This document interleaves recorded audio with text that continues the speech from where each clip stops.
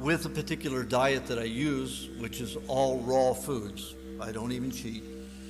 All raw foods. I eat raw milk, lots of raw eggs, raw meats, chicken, fish, beef, lamb, all of them. It reversed all of my diseases. When I was about 30 years old, and I decided that I was just not going to live through it again because it was very painful. So I ate the raw meat to kill myself. And it did just the opposite. It invigorated me for the first time in my life. What? South, like the opposite of north. South? It's the Midwest. The middle. Okay, I'm ready. Okay, so what were you eating and trying to feed your dog just a second ago? I wasn't feeding my dog yet, but I was just eating the sauteed beef with honey and lube. Nice one. I've been keeping it simple recently. Cool. Yeah, I'm leaning back on a big rock in the forest and watching the twilight of the sun, and I've been just eating ice because I'm thirsty. Ice? Ice, yes. I just saw some Okay. ice, so I ate some ice. Even though water isn't primal, and I'm aware, but cheat meal. You can have a little bit of water. Yeah. I learned recently that Astrology says you can have more than I realized. You can have like, I think it's like 6 ounces a day, like 2 ounces 3 times a day or something like that. I don't remember exactly, but I'm like, oh, well, I can have 2 sips of water every few hours. That's nice. Yeah.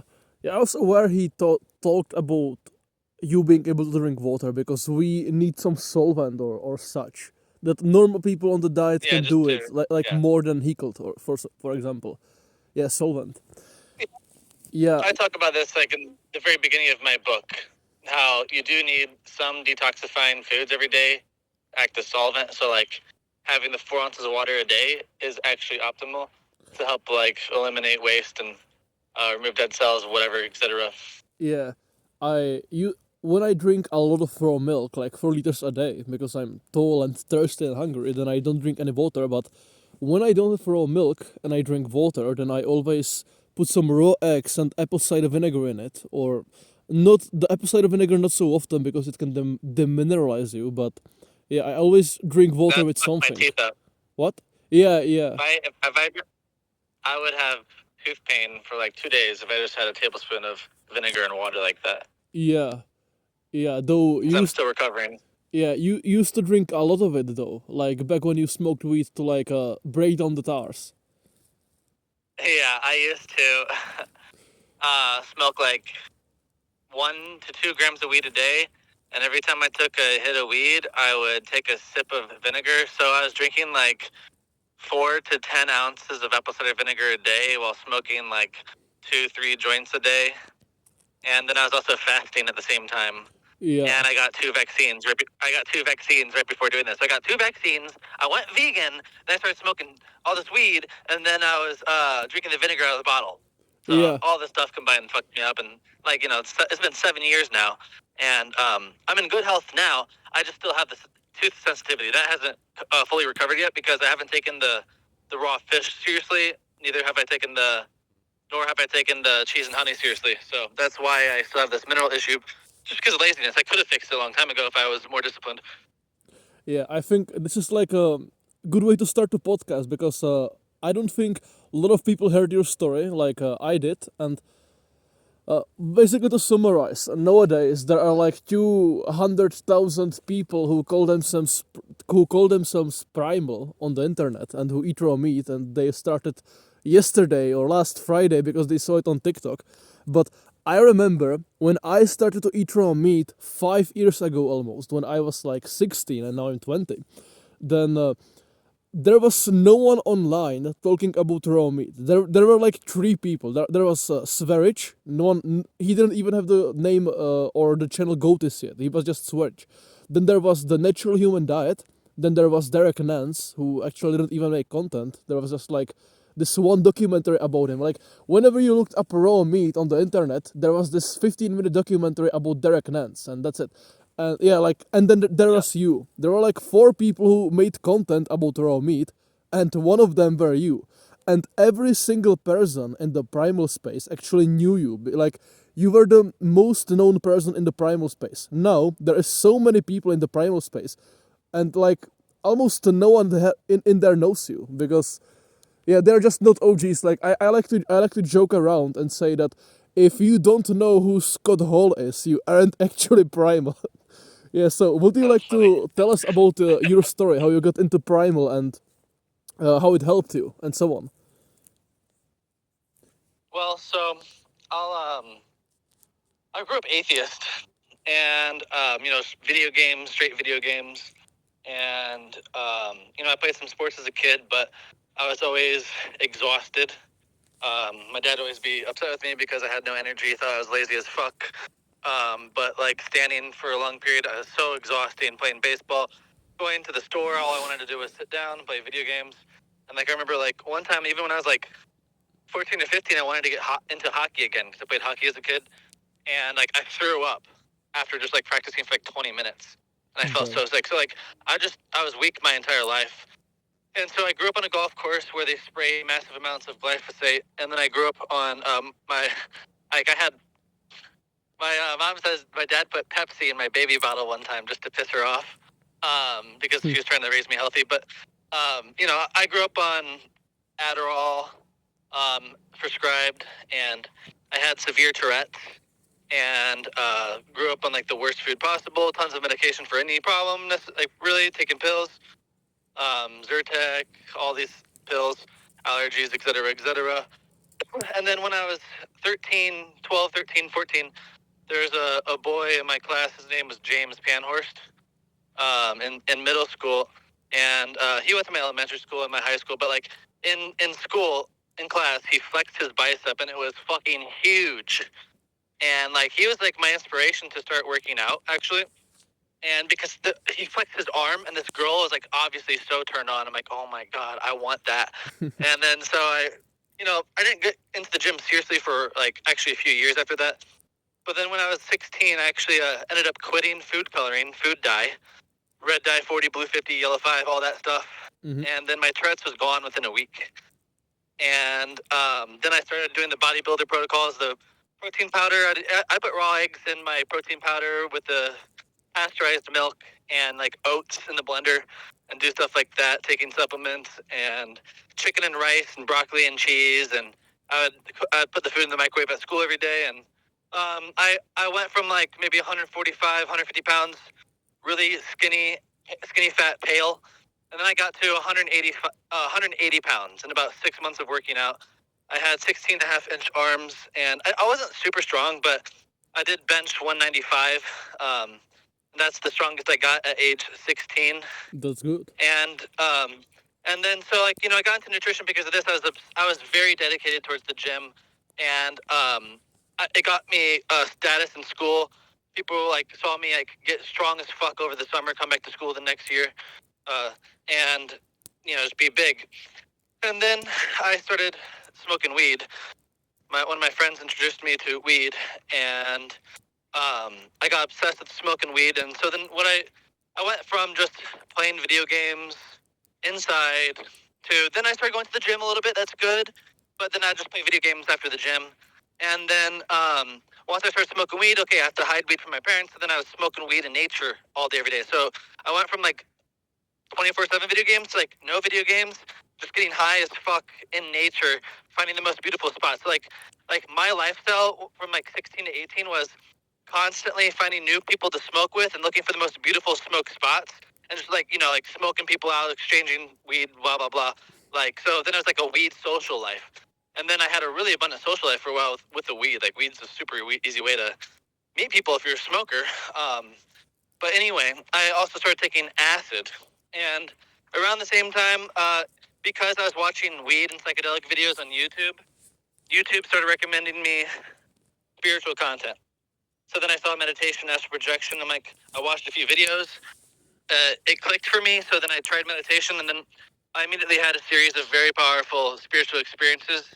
And then my atheism was cured because I realized that there's more to reality than just the physical body, or there's like, you know, metaphysical energy beyond the body. Like if I can see outside my body, but my eyes are in my head, that means that there's more than just my eyeballs for seeing. Like there's a spiritual perception. Yeah. And then so I started taking acid, and got really serious into the meditation. I fell off of it for a little bit, but then got back into it. And then when I got back into it, I became a vegan in order to enhance the practice. And I got 2 vaccines for high school at the same time, HPV. And then I started doing fasting. And like the first time I fasted, it blew my mind. I was like, man, this one 24-hour water fast was like more significant than like a lot of my 1-tab acid trips. Like it was just really profound for me the first time. And then so I got obsessed with fasting, and then I'd fast as long, as hard as possible, over and over, and I eat one meal, and then just go back straight into fasting, back to back, one meal every 1 day, 2 days, 3 days. And keep in mind, I was a very heavy smoker before this, and I got the 2 vaccines. And, you know, I was already kind of in weak health most of my life, and so I got a little bit stronger when I was a bodybuilder, but every, like, 2 months I'd get sick and have to take a week or 2 off the gym. And so, like, I keep getting sick, and it pissed me off because I wanted to go to the gym. I kept getting sick. So my health still wasn't perfect, but I was improving just with the better quality cooked foods, even though I was taking supplements. And yeah, I was doing like 2-3 raw eggs a day, and then milkshake. It wasn't much raw, but I didn't know about autogenous yet. And so essentially, I had an extremely transformative spiritual phase where I was living like a monk and meditating religiously and taking psychedelics. And I detailed that in my spiritual books and some of my other posts. But I started craving raw sushi with raw beef. I tried sushi with raw beef in it like a few months before I went vegan. And like my neighbors were Asian, from Asia, and like they knew how to make sushi, so they made it. And like I was never brainwashed about the raw meat, and like my mom told me there's raw beef in it. I'm like, okay. I didn't think anything of it. I didn't know people knew it was bad. I guess I thought about it for a second, but I was like, okay, whatever. I ate it. It was really good. And I don't know if it was cooked beef or raw beef. I think it was raw beef. But I just knew that I was craving sushi. And then I found Cole Robinson, the snake diet. And then he ate raw meat in one of his videos. And I instantly knew it was what I was supposed to do.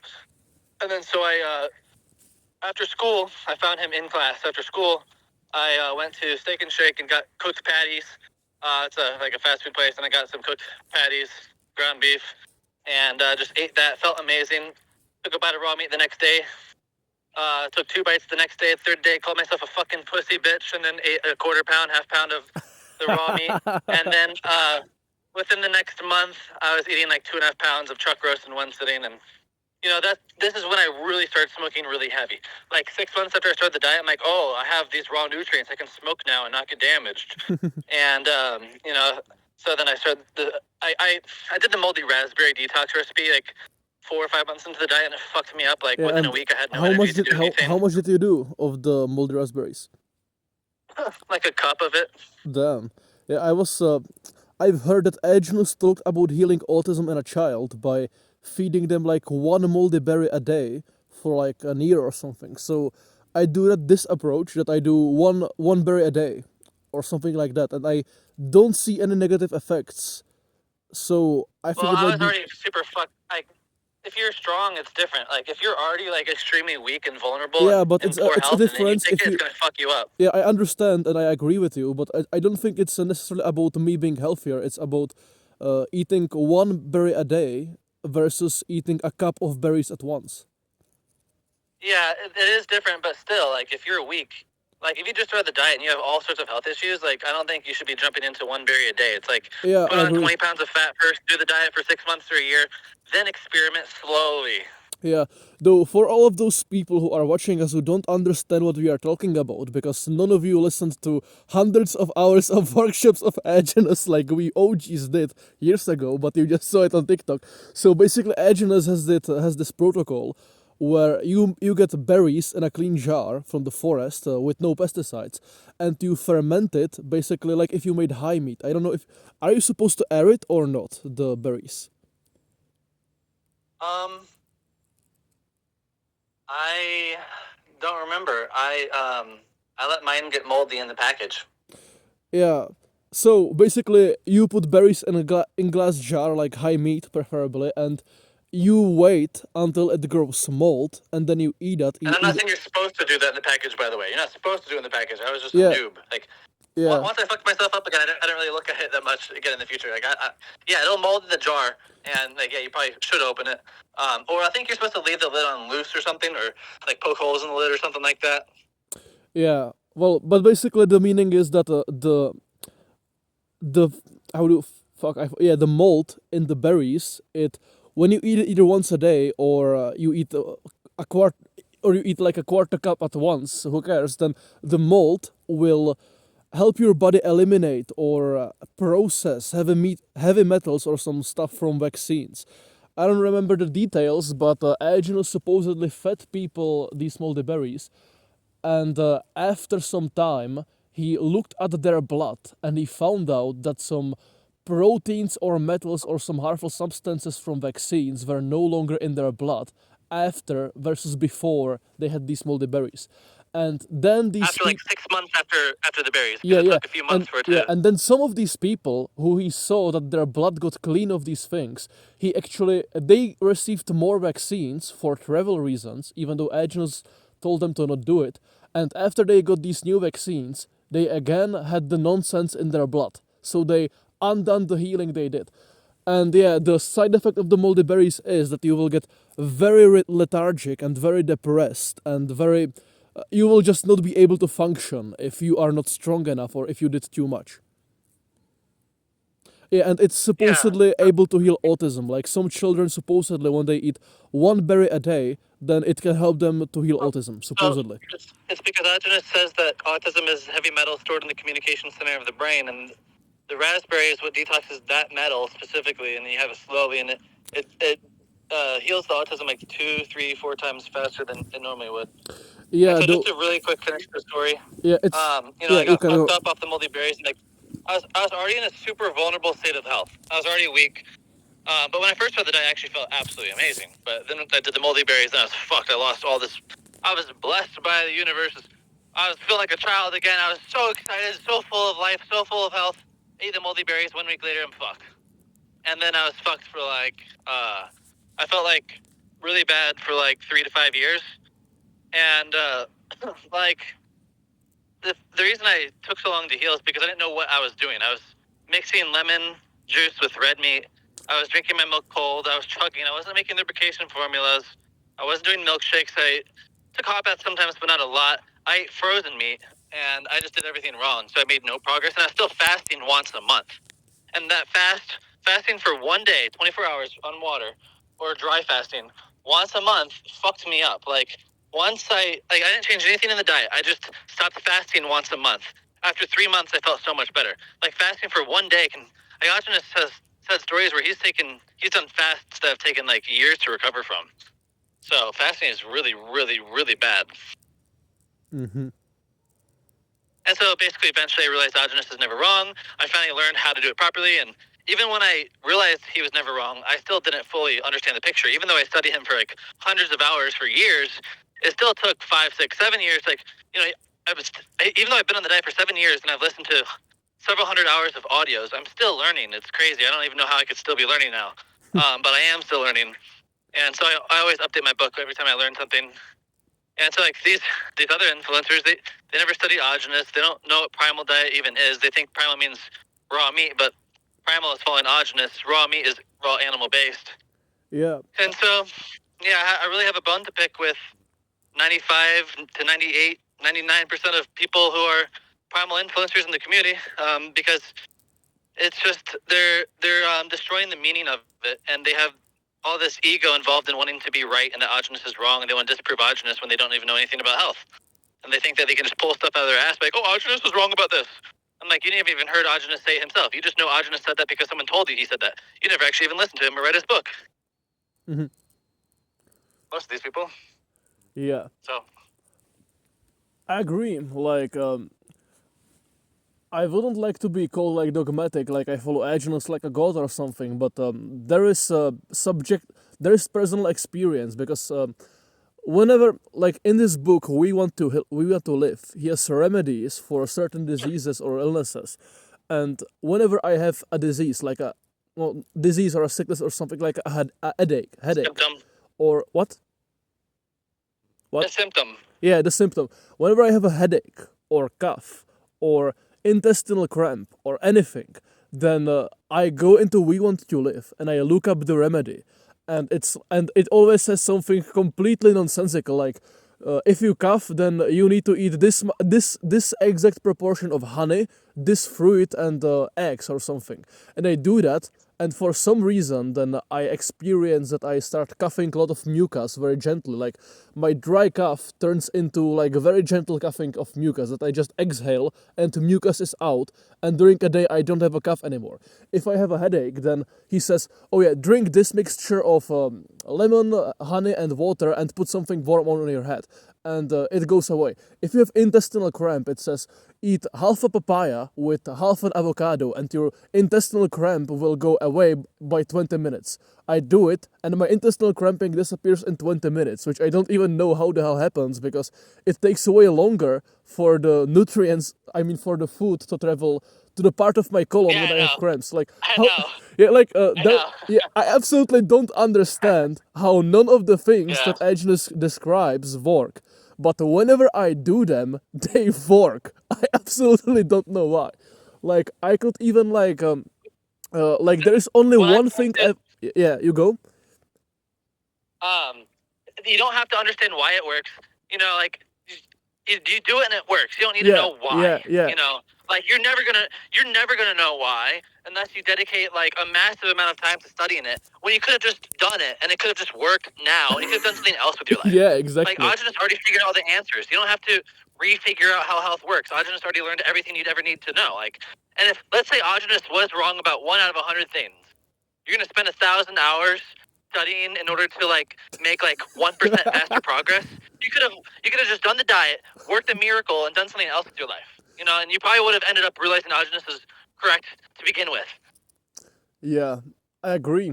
Like you know what? It's fun. Like people say that Jack Cruz is better than Agenus, and that he is so way ahead of the game.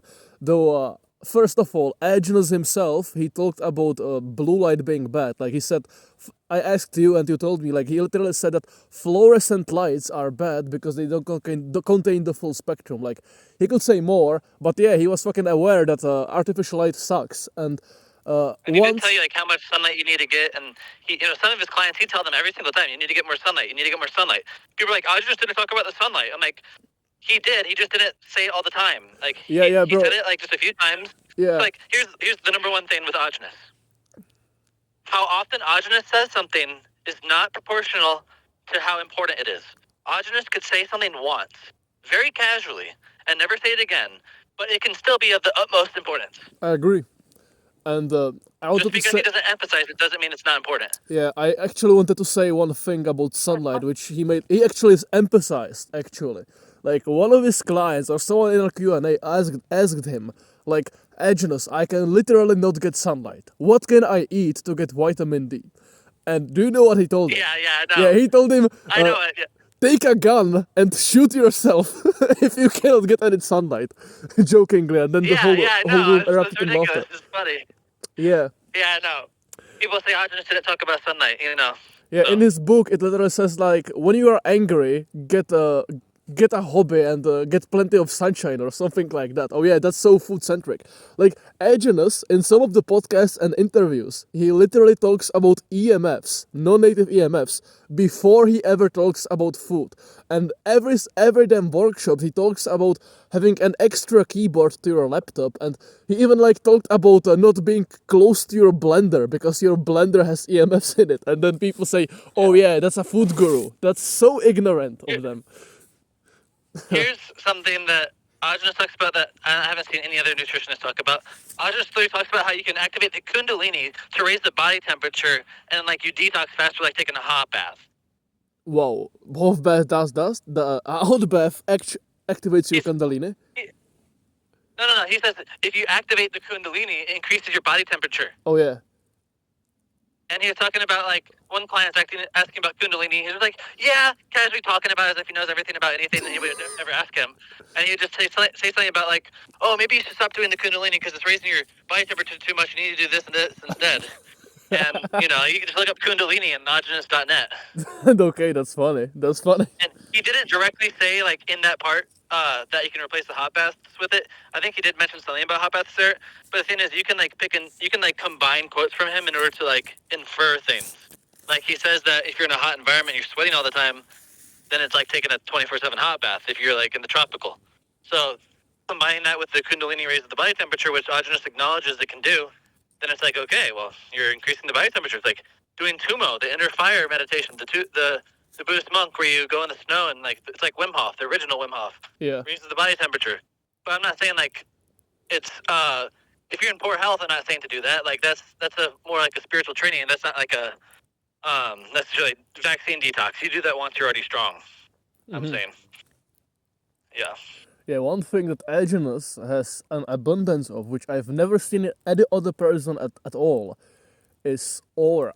Like, I've seen, like, this clip of Agenus being asked about massages, and he says that, oh yeah, you have crystallized seed oils in your tissues, and when you get a deep tissue massage, it can, like, crack it, and it can be harmful. And he shows what you can do instead, and he, like, slides fingers around someone's hand, and, like, shows basically light touch massage. It's like basically the electricity in your fingers, it creates a pleasant sensation, and he's going around the room and he's learning people how to do it to each other, and it looks like awesome, and like the energy in the room, like everyone is laughing, like that, you can just see the energy of that guy, the aura, like the energy he has, what he brings to the room, and you cannot compare it to any other person, like any random nutritionist, like Sally Fallon. Agenus is not a normal person. I agree. Agenus is not a normal person. I agree. I consider Agenus to be a saint.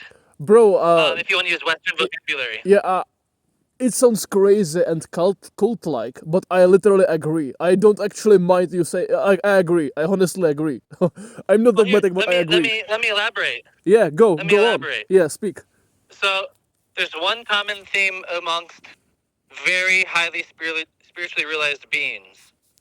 They remember being born, and they're extremely conscious from a very young age. So Agenus can describe, like, he remembers being born in vivid detail up until he got this vaccine at a certain age, and then his memory cut off. But then, you know, he was psychic. He talks about it all the time, how when he was autistic, he was psychic. And when he cured his autism, the psychic went away. But then he redeveloped his old psychic ability. He brought it back by learning astrology and tarot card reading and palmistry. And that eventually, his knowledge of the occult sciences eventually led him to be capable of developing iridology as we know it today. So iridology is an occult practice. You have to access your intuition. It's the exact same process of doing astrology, reading irises. So if you don't know how to do astrology, you're not going to be able to read irises. It's the same thing. You have to use your intuition. And it's like Agenus says, people can't see what he sees a lot of the time. Like, some people can, but some people can't when he's pointing to the irises. And so essentially, like, Agenus, well, first off, what other nutritionist has a story like Agenus? No. Agenus is the only one with a real story. Yes. And he's had many spiritual experiences, life and death experiences. And, like, look, he's almost died like 3, 4, 5 different times in his life. And, like, you can look at his astrological chart. He has some really, really difficult placements that, like, would kill you. And so he's almost died many times. And so, like, for example, he has a lot of planets in he has all the planets in the 6th, 8th, and 12th houses, which is all about struggle, obstacles, accidents, and death, transformation. So, like, every time he almost died, he learned something new. Like, when he tried to kill himself by drowning himself in the bathtub, he realized that the hot bath took the pain off his spine from the chemotherapy radiation, and he was able to sleep.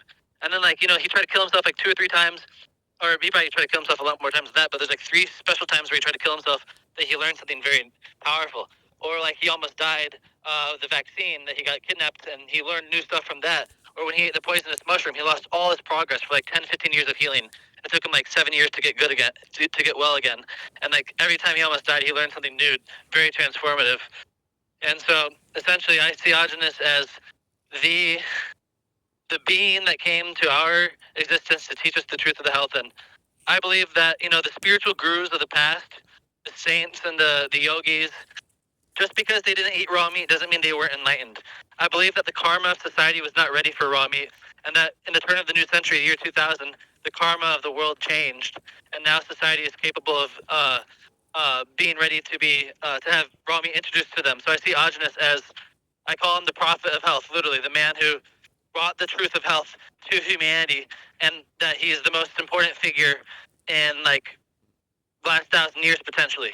And just because nobody knows about him doesn't mean it's not true, but he delivered the truth of health, which is the most important knowledge of all existence, because like this is something that humanity has like never truly understood, because you can't learn all the stuff about health if you never lost it. So humanity like couldn't learn all these things about heavy metals because heavy metals used to like not really exist except for like burning coal. There's still heavy metals in the past, but like with how health is today, health had to get this bad in order to learn how to actually get to good health and what health is and how it actually works. You know, like in the past, they could kind of describe how the body worked on an energetic level, but now, like with technology, we can like observe it.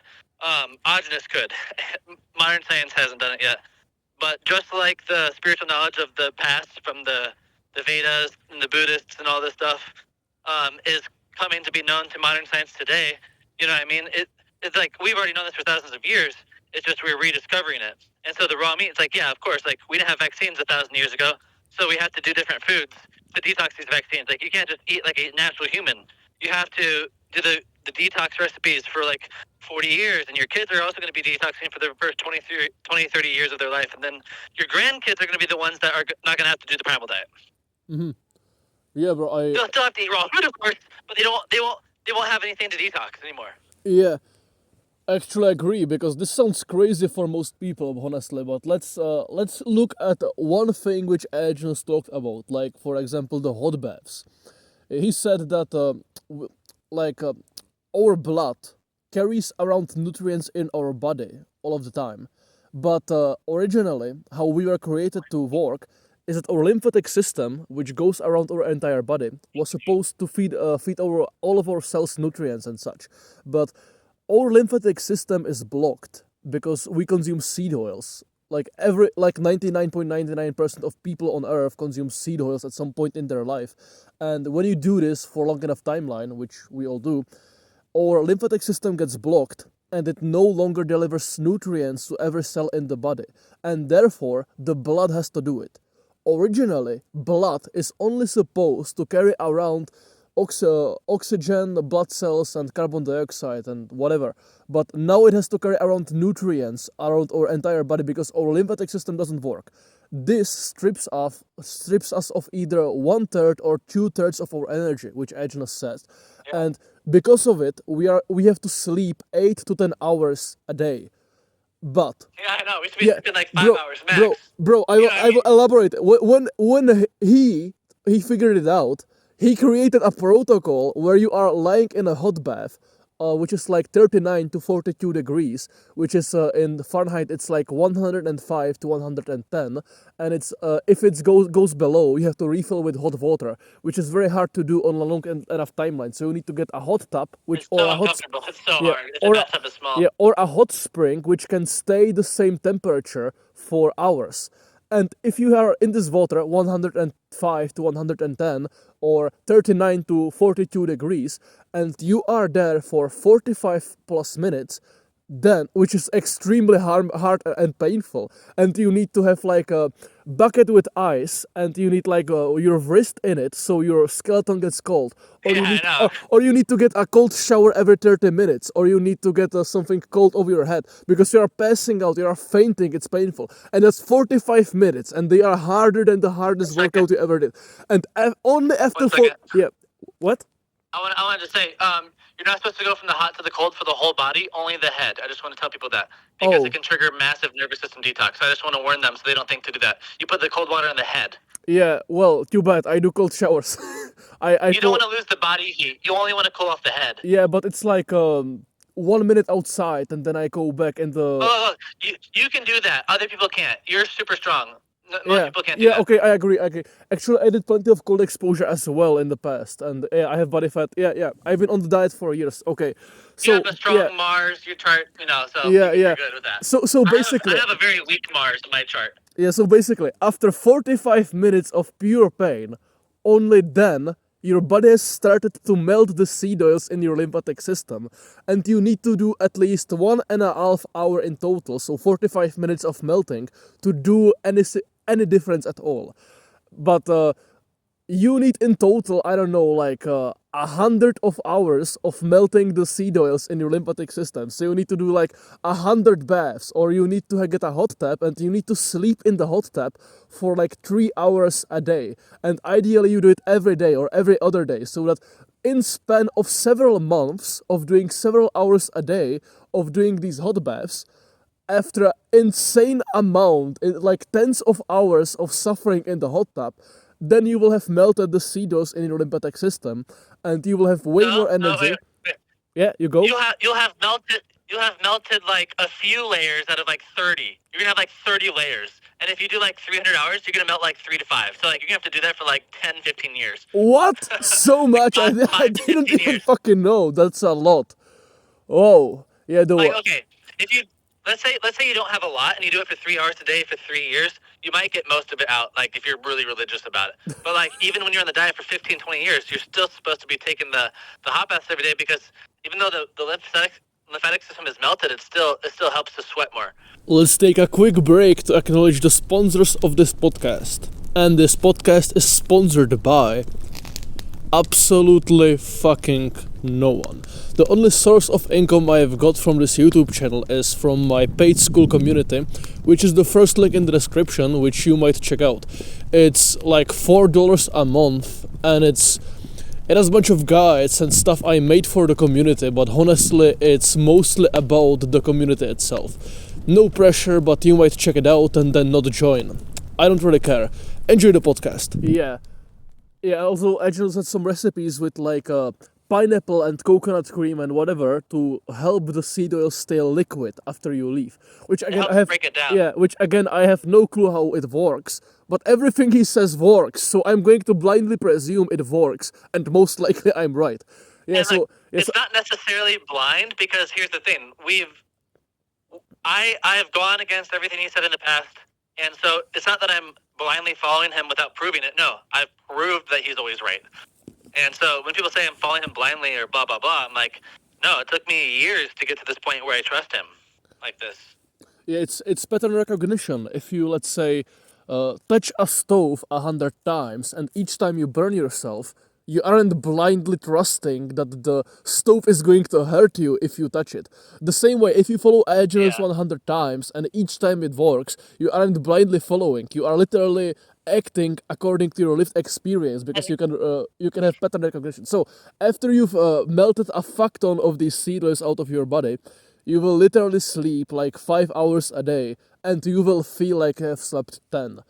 Like, that's such a difference. So we talked about Agilus being literally like a fucking saint or something, but I wouldn't be surprised, like I would agree, because absolutely no one in the world knows about this seed oil hot bath protocol ever. Like 99% of the world sleeps for 8 hours a day or more optimally, though naturally we are supposed to sleep like 4 to 5. So I want to say one more thing. yeah, you can go. Some people might think they're following Augustus' advice and it doesn't work, and they're going to say Augustus is wrong, when in reality they didn't understand what he was saying to begin with, or they took the wrong advice at the wrong time because they misunderstood their issue. And so just because you have to understand that you might have misunderstood him, or maybe somewhere else he would have said something different that'd be better for you, because like you're listening to him answer other people's questions. You're not asking him questions yourself. Like what they need might be slightly different than what you need, right? That doesn't mean Augustus is wrong. He was just answering another person who had a similar issue, maybe not the same. Mm-hmm. Yeah. Just to say that people in the comments are going to be like, "Oh, I tried Augustus and it didn't work." I'm like, nope. You probably didn't even like understand the deeper nature of how the primal diet worked, and so you weren't doing it in alignment with how Augustus would actually recommend. Yeah. But yeah, I just want to talk about the sleep thing. It's like, look, here's the sleeping less has been like my number one motivation for the primal diet, because I'm like, wow, Augustus sleeps 3 hours a day. What if after like 15, 20 years on the diet, it's like, wow, I could start meditating. I could meditate from 8 p.m. to 1 a.m., sleep from 1 to 4, and then meditate from 4 a.m. to 7 a.m. every single day. That's a great set. Wow. I could be meditating like 8 hours a day if I had Audrey's level of health. You know what I mean? It's like I could drive my car at night and be completely fucking wide awake like it's noon and nobody else is awake. You know, I can be doing it. Like, imagine if I had roommates or I was living with somebody. It's like, oh, what did you do today? Like, you're just waking up. Like, the other person's just waking up. And like, you're like, yeah, I've already like written 100 pages in the book and the blah, blah, blah. I've like worked for 6 hours. And they're just waking up and they're exhausted. And they take 3 hours to get their energy going. And they're like on their phone waking up slowly. And it's like, I've already been awake for 6 hours. So it's like, if you sleep like 3 hours a night, like Agonist, it's like after a week, you're going to have like an extra 42 hours of wakeful periods, like 42 hours of wakeful, of being awake throughout the week. And also, every single hour, it's not just 1 more hour awake, it's every single hour is higher quality. Like, you're just so attuned to everything and your energy is so clear because you have nothing impeding your energy or filtering your consciousness through toxins. Like, you have metals in the brain, like, the conscious experience you have of life is not going to be the same because it's going to be diluted. It's going to be poisoned. So a lot of the time, your anger, your negative feelings, all this bad junk in your life, bad vibes. A lot of people's bad vibes is just they have toxins. Like, it's like you have a light bulb. Your soul is like the light bulb. But if you have this shit around the light bulb, the color is going to come out brown and murky, and it's going to be dim and blah, blah, blah. You can't actually see the true light underneath all the junk, which is the toxins in the body. Mm-hmm. Yeah.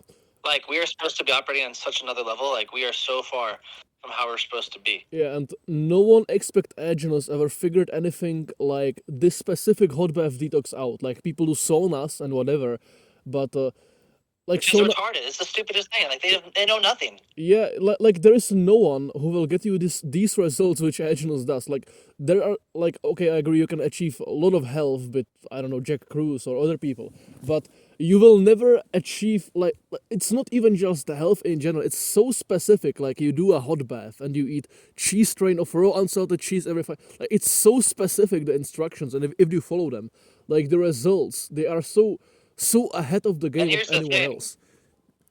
Here's the thing. You have to do this. You don't have a choice. There isn't something else that could ever be better for you. Literally. Like, you're going to remove this shit from the body. Like, you're never going to remove all this stuff unless you have the coconut cream. Unless you're doing the cheese trains. If you're not doing the hot baths, it's like those 3 things are mandatory for every single person in existence. Mm-hmm. If you grew up eating cooked food and you got a vaccine as a child, or if your grandparents got a vaccine and your parents didn't detox it yet, it's just being passed down, et cetera, et cetera.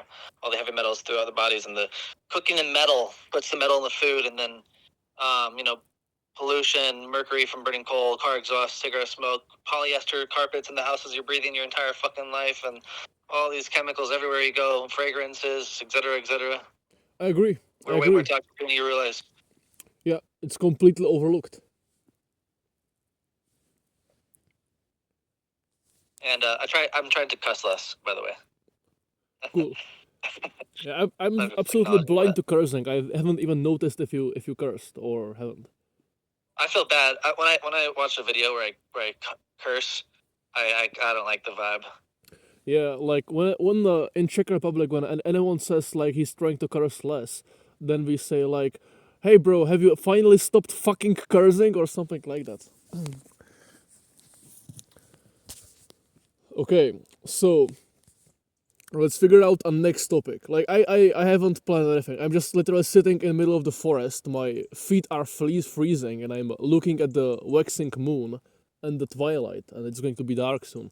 So I'm sitting on the couch looking out the open window, and I see the tree without the leaves, the winter tree, and the clouds moving behind the tree, and it's the warmest day it's been in a long time. Yeah, how many degrees is it? It's pretty nice. Like 63 degrees. Yeah, that's Fahrenheit. I don't know how much would it be in Fahrenheit. I mean Celsius, but here it's below freezing basically. It's Central European cold forest. Yeah, and I'm also high on the weed. Oh yeah, we can. The raw weed. Yeah, we can talk about chewing raw cannabis. How do you do it? Yeah, have you done it? Yes, I've done it many times. Yes. And it works for you? Yes, it does. I've also had friends for which I've had friends for whom it both does and doesn't work. Yeah, it works for some people. It doesn't work for some. Yeah, so for people who absolutely never heard of the concept of chewing raw weed, Can you explain it to them? Yeah, so I was a super big pothead, and I knew smoking was bad, and I was on a primal diet, and I just was like thinking it was okay when it wasn't, and I knew it was bad, but I wasn't ready to quit. And I wasn't able to quit until I finally started eating high meat every day. Then I was able to quit for the first time ever after years and years and years and years of trying to quit. Like I tried to quit for like 3, 4, 5 years. Yeah, high meat being And then I finally fermented quit. meat. Fermented meat. Yeah. Yeah. Yeah. And so I was a big smoker since 2016. I didn't quit smoking until 2021. And Dakota, come here, the dog. And so eventually I quit smoking. Then I was getting the marijuana wax, the concentrate, which was made with butane and shit, but I didn't know it. I didn't know it was like that. And I'd cook in the oven in order to decarb it, and then I just, you know what wax is? Marijuana wax. Nope. Like it's like you're turning 100 grams of weed into 1 gram. You just get this wax, this gooey stuff. Oh yeah, It's like goo. yeah, I do know. Yes. Yeah, and so if you cook that and you eat it, it gets you stoned. But eventually, it started giving me headaches. And then I learned how it was made and how to stop. And then I'd only do it if I had stuff that was only heat extracted, where you could take weed and take like a hair straightener. It gets really hot and you squeeze it really fucking hard and the juice comes out of it. And then you cook that and you eat it. But I started getting headaches, so eventually I quit eating the marijuana wax that was cooked. And I spent like 3 to 6 months being sober, and I was like bored, and I was sober. I was depressed. I was living in the car for the first time because my mom got kicked out. I was homeless in the car. I was with a girlfriend, my favorite girlfriend ever, actually. And she slept in the car with me in the winter. And I was sober for a while, and eventually I was in Colorado, and then Raw Fat God. I haven't heard from him in a long time. Yeah, I remember him. He was like the 5th out of 5 people ever who made primal diet content. The only people who made content was me, him, and maybe Primals have made a little bit of content. There's like 3 people ever. Yeah, do you remember... Everybody else didn't show their face. I'm talking about people who show their face, by the way. Yeah. Do you remember Emily's Root Awakening? She was making content around the time Raw Fat God did. Yeah, she was nice. She was always very nice to me. Yeah, now she does like some relationship coaching videos. I think she's deleted her content. I don't know. Yeah, she did. And now she has like a YouTube channel with relationship stuff. But only people who follow her are people who followed her from back when she did health stuff. And the same thing with like Joey Schwartz. I think he did also content around that time. And he deleted everything. No, Joey Schwartz is a lot later. He's not one of the original people. Yeah, but it was old enough. He was like 3 years late. Yeah, but it was still way sooner than everyone else. But again, he deleted all of his content, and then he made some insurance content. People don't know. Yeah, you go. All these fucking sorry, to cuss again. All these new people on the primal diet, they're starting their school communities and they're saying Agenus is wrong. I'm like, bro, you started the diet within the last year. You don't even know the history and the culture of this community and what's going with like what's happened. Like you're not just some new, like you're not like, creating your own thing. Like you're becoming a part of this like extended movement. But anyway, back to the weed. Yeah. Eventually, Raw Fat God sent me a quote saying you could chew the weed, and I'm like, okay, I'll try it. I never heard Audrey say that, and I was like, wow, that's amazing. So I went to the dispensary, bought weed, and then I chewed it. My mouth was burning so much because it was so spacey. Yeah, I was chewing a big amount. Bitter. I know it was a big amount at the time. And I went to the park, and I got so high. I'm like, oh my god, it changed my life. I was like, oh my god, I can get high now without any guilt that I'm harming my health. Oh my god, it's amazing. And then for years, I was still worried, like, is it wrong of me to do this? Is getting high bad for me secretly? And am I coping? Is weed bad for me? And I'm lying to myself. And I was worried for years, like feeling a little guilty secretly. And eventually it started giving me headaches, and I learned it's because it wasn't clean. And then, so like, now I only consume weed if it's homegrown. I'm extremely, extremely, extremely picky with my weed quality, but I'm really good at finding things. Whatever I need, I can find it so easily. Now, it's called sales skills. It's called networking and marketing. Not marketing, but like being able to talk to people and ask questions and know where to find certain people. Like you need to find someone who grows weed, doesn't use anything at all, and some people say they don't use anything and it's still bad for whatever reason because they're using something without even realizing it. Like they're using some processed fertilizer that has bullshit in it already. They're using some dirt. They're buying dirt, soil, nutrients for the soil that's chemicals. They don't even realize it. They say they don't use any chemicals, but they are. They don't even realize it because they don't know what they're even, you know. So if it's actually organic, then it's great. And you know, modern weed has way too much THC, not enough CBD. That's true. So I do believe that marijuana can be detrimental if you take too much, mainly for the reason of the THC being too high and the CBD being too low. But if you had the proper stuff, then I think it's completely fine. And so for me personally, I don't feel as bad doing it, but sometimes, well, so basically, I can eat high meat every day and still not be very happy. It takes me from feeling pretty low to feeling better a lot of the time. But here's the thing, like, if your life isn't set up to be able to do what you want to do, it doesn't matter how healthy you are if you're not free. And so, like, if you're stuck in a job or like any situations, and you know the thing comes to, it's like people will say weed is gonna prevent you from finding happiness because it makes you happy with nothing, and it's gonna make you complacent, and it's gonna make you not work and all this stuff. And It like, sounds sure for it some sounds people, but reasonable not for though, me. this line of thinking. It's what? I think it sounds somewhat reasonable. Like when you are disciplined enough to chew it raw and to find only good sources, and then you have to chew it for 20 minutes and then you wait 4 hours until it kicks in, it's a completely different level than a guy who basically smokes whatever, whenever, instantly and fucks up his health in the process. It's completely different That's thing. what I tell people. Yeah, but It's like you're smoking weed, you're getting high instantly. You chew weed, it's like you feel it a little bit in 30 minutes, but like if you're gonna chew weeds, if you want to get high and go to a concert, if you want to get high and do something, you eat the weed 3 hours before you, like 1 to 3 hours before. yeah, and it kicks in randomly. Like sometimes it's 1.5 hours, sometimes it's Oh my 4 god, hours randomly. I've eaten weed and it didn't kick in for like 5 hours, and I was fucked up. When this has happened many times, where like I intended to be sober by the end of the day because I was gonna go do something, like go speak. I've been to I went to a primal diet meetup, and I ate weed, and then I had to give a talk like 5 hours into the meetup, and I was like too high, and I didn't want people to know that I was fucked up. And so I was super anxious talking to the whole group because I was way too high. It was 5 hours later. I thought I was going to be like sober by then. So like sometimes if you have something to do, the weed waits to kick in for like it waits till later to kick in. It's like the energy. It's not just metabolites, blah blah blah. It's like you're ingesting like a life force, and that has like a life of its own almost. Yeah, I use it only The energy has to express itself through you.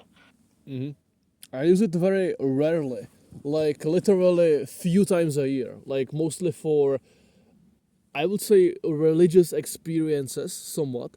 Like I never chew raw weed and then go. I have a new rule. I Yeah, meditate every time I get high. So I'm looking to have religious experiences every day. yeah, yeah. What I do, I But chew. religious, spiritual. Yeah, whenever I chew it, I go outside into nature, and it has to be good weather. Like you said, you were looking for the best spots in nature to smoke in. Then I always go outside in nature to find good weather.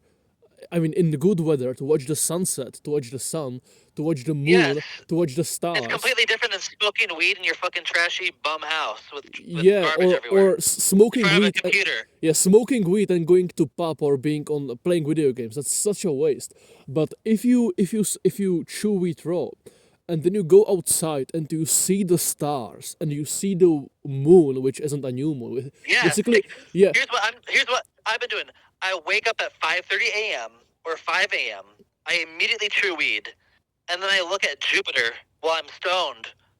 1 hour before sunrise, and it feels like a sacred experience. Like, get high before the sunrise and look at Jupiter at like 5:30 a.m. all And right, from like 5:30 to 6:30 a.m. That's like the best time. 5:45 to 6:30 is the best time bro. to meditate. I was blessed last week, And so I've cleaned my living room to have lots of space now for meditation, and it's very nice. I sleep in the living room. I don't have a bedroom.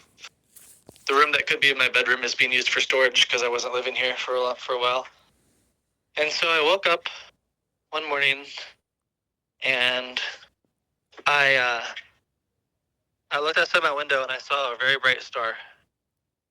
And I immediately felt, this is a good sign. This is special.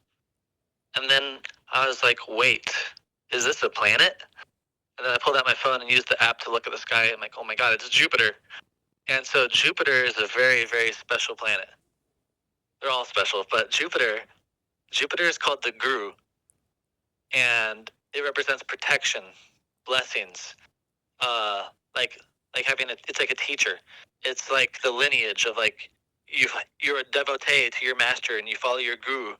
Like in ancient times, you have like a discipleship and a mentor Sage. and apprenticeship. What? Sage. I think K2 might be the sage. This is a little different. So like a yogi, someone who has no teacher and they live in a cave, that's K2. Jupiter is like the temple. So Jupiter is like religion. It's like you have like a lineage with a name. A yogi or a sage is more like someone who renounced society. They don't have a teacher. They don't have a religion. They don't have any beliefs. They live in the mountains by themselves and they meditate for 40 years in a cave. That's K2. Jupiter is like a temple, religion, but it's also like it protects like the father. So Jupiter can be some significations of the father, but it's mainly sun is the father. But essentially, Jupiter brings it's dharma. It's like righteousness. It's not righteousness, but it's like alignment, the divine alignment. And so I got still and I looked at Jupiter, and that day I suddenly became capable of reading astrology charts. Like I've never been able to like really feel the chart come to life. And then after that, I was looking at charts, and the chart would like literally come to life. Like it's like the brightness on my screen on my phone would increase, but it wasn't. It was like my third eye opening basically. And so I became capable of like feeling the chart, not just like you can become capable of like feeling the chart. It's like the universe, Jupiter, allowed me to unlock the perception to be able to understand some of these deeper things. Like it's not just about learning something in the book, it's about like meditating, devoting yourself to it to become capable of unlocking this perception. And so essentially for the next few days I was meditating on Jupiter every morning, and it was a very powerful experience every time. And my life changed, and Jupiter represents optimism and enthusiasm and all this stuff. And I was like so full of excitement these days. I was like, wow, like it really worked. Exactly. Like I'm feeling like blessed by Jupiter. And so Jupiter contacted me, like I looked at Jupiter on that day for a reason. It wasn't random. And so Jupiter has been a big theme of my life recently, but the best time to meditate is between 90 minutes and 45 minutes before sunrise. 45 minutes before the sun rises, that's when the sky starts to get brighter. So if the sun rises at 7:15, that means at 6:30, you can start to see the brightness of the background start to increase very slowly. The dawn. What? It's called the dawn. Yeah. And so you want to meditate 45 minutes before the dawn. And so 90 minutes to 45 minutes before sunrise, that's when you want to meditate. And so Jupiter is directly opposite from the sun right now. And what that means is right before the sunrise is Jupiter setting, so it's a very convenient time to be able to see Jupiter. So at 5:30, Jupiter is like very easily seen in the sky in the west direction. And so I recommend meditating on that right now while you can see it. You won't be able to see it in 6 months. And now that it's wintertime, the nights are longer.